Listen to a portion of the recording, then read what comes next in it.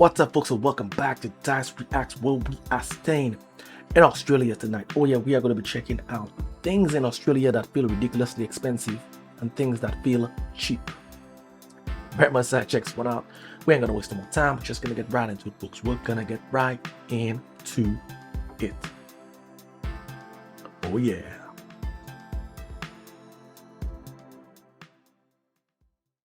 Australia has this funny way of surprising you. Some things you expect to cost a fortune are actually reasonable, and other things you think will be cheap are so expensive you need to sit down. So today, let's break down the things that feel cheap here and the things that will have you quietly crying in the car park. Obviously, cheap and expensive are relative. What feels affordable to one person might feel overpriced to someone else. But these are the things that most people I've talked to, whether they've lived here for a while or they've just moved here, agree on. And a few of them might surprise you. So if you're interested, keep watching.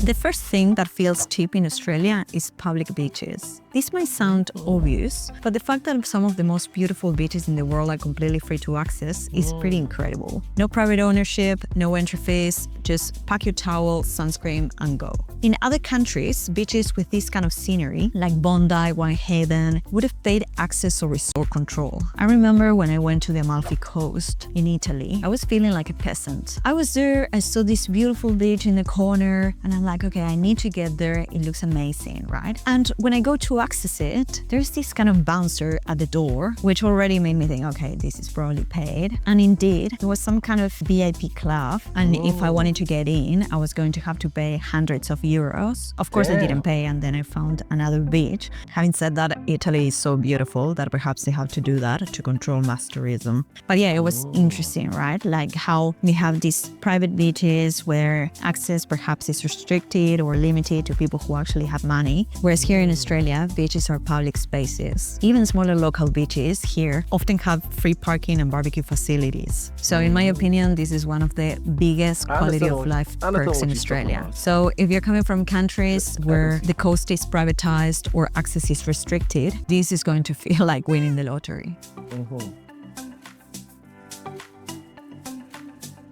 Now, another thing that feels very cheap in Australia is tap water. It's not glamorous, but Australia's tap water is safe to drink almost everywhere, and it's generally very high quality. So this means that you're not consistently buying bottled water, and over time, this can be a massive saving. In some cities like Melbourne or Hobart, people actually say that their tap water tastes great. In other cities like Brisbane, people say the complete opposite. Disclaimer, I love Brisbane water. My partner makes fun of me because I like it. He can't believe it, but I don't know, I like the taste. It reminds me of a specific mineral water from Argentina. Yeah, I don't know, let me know in the comments what you think about Brisbane water or the tap water from other cities.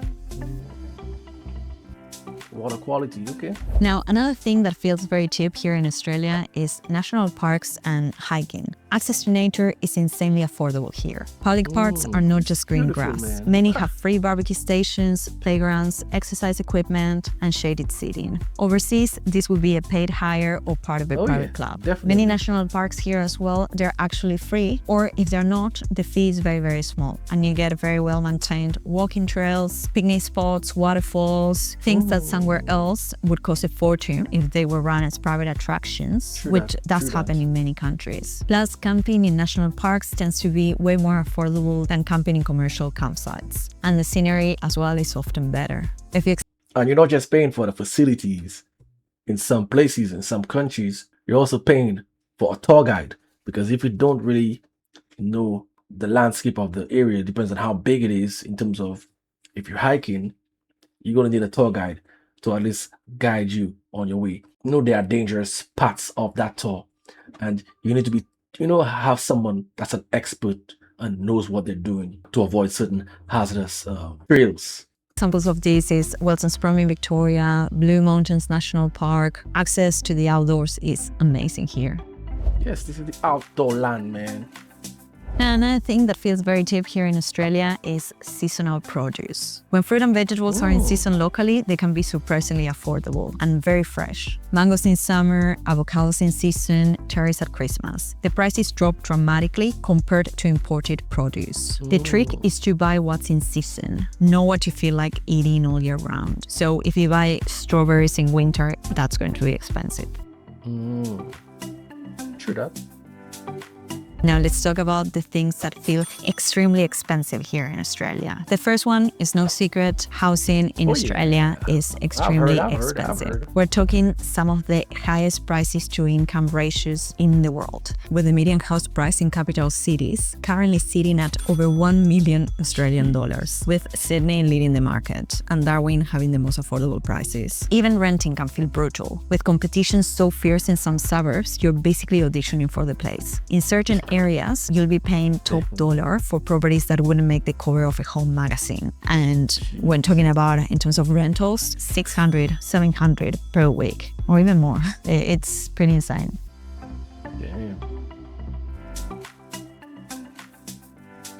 Now, another thing that feels expensive in Australia is electronics and tech. Laptops, phones, cameras. Electronics are almost always more expensive here than in the US or parts of Europe. It's partly due to shipping, partly due to Australia's smaller market, and sometimes just pricing strategies from companies. If you're into videography or photography like me, good luck, because lenses and accessories can be 20-40% more than overseas prices. Or for example, I do rock climbing as a hobby, and rock climbing gear is extremely expensive. First, again, because the Australian market is very small and this gear is imported from Europe mainly. So yeah, there are specific brands that perhaps you don't get. You're going to have to pay for the premium if you want to get that gear. Many of us, what we do is that if we go to Europe, we buy the gear there and it ends up being much, much more affordable.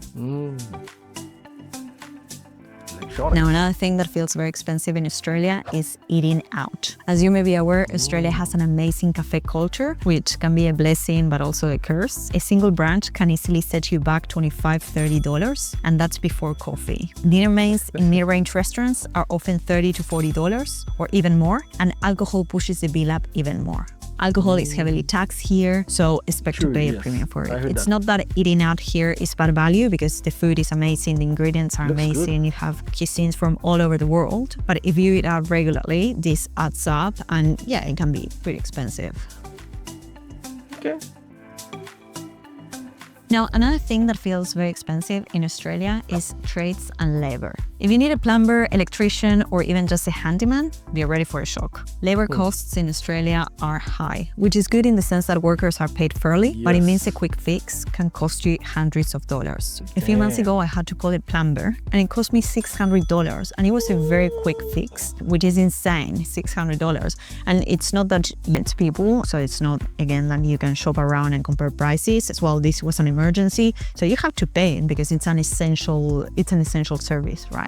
Good industry to get into if you're thinking about getting a job. And the same goes for dentists and for haircuts. As I said in many videos, I'm always complaining about the prices of these services. Haircuts, I have long hair, it costs me around 150 Australian dollars, and dentists, each visit between 200 and 300. So yeah, that's something that surprised me.